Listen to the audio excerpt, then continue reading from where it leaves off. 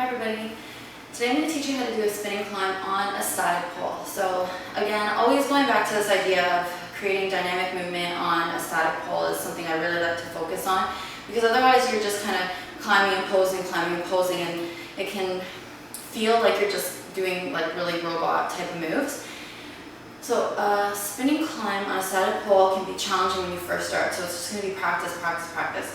I do have pretty short poles here, so I'm only able to do about 2 climbs and then I'm done. If you have higher poles, it's so much better because you can keep going. It's a lot harder, but it's a lot better for practicing. But just so you can get an idea of how you would actually spin your climb, I'll show you what it looks like and then I'll break it down for you.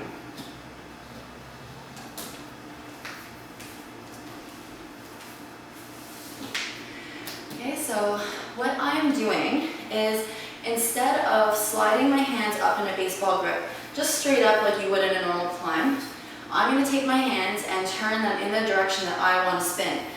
So I like to climb with my left foot behind, so I tend to spin my climb to the left. Some people climb with their left foot behind and prefer to spin to the right, and that's totally fine. It's completely what you're comfortable with. The actual climb itself, like what foot you use, isn't as important as where your hands are placed and how you're actually using your hands in conjunction with releasing the legs to create the spinning movement. So if I'm going to spin to my left, I have my right hand on top, and I'm actually turning both hands left. When I release my legs, my body ends up turning. Turn my hands left, my body will turn.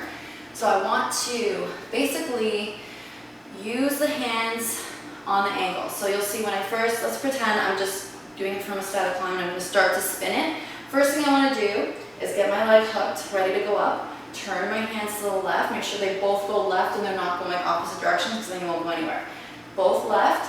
As I lift up, my body's going to want to turn. So where you want to get the timing is that as you start to hook your legs, you slide your hands on that angle again, so when you pull up again, you turn to your left, so that you're going to have that continuous movement to the side. You'll find that when you first start doing spinning climbs, it'll be really choppy. It'll be like turn, stop, but that'll change as you practice it more. This is a lot harder than a regular climb, but it looks really nice going into different movements. So once again, here's your spinning climb. I'm going to lift up, turn my hands to the left, keep turning. As my legs release, I'll keep going up, and my whole body will maintain that momentum of spinning. So it's a really nice transition to come off the ground and go into like a seat or other movements from there. But give that a shot and see how it goes, and that's your spinning climb.